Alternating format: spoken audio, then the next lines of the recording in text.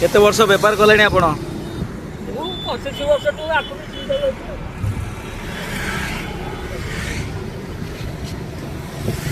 कौन कहे जो बड़ बड़ शोरूम जावा अपेक्षा जो रास्ता कड़ लोक मान पाखे आप किणुच्च कौन कहे कौन देवे एमानकर जो व्यवसाय माने करती एथरे निज उपार्जन पैसा निज परिवार पोषण जो मैंने बड़ बड़ शोरूम करते बिजनेस करती एमाने बिजनेस करती एमाने हुंडा मूल्य निज घर परिवार पोषिया जब आवश्यक से अर्थ उपार्जन करती जहाँ भी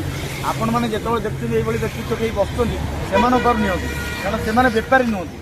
आप प्रकृत लोकटा नियंतु लाभ भी खाती कितु तुम बेपारी पार ना बेपारी बेपार कर लाभ कर बेपार कर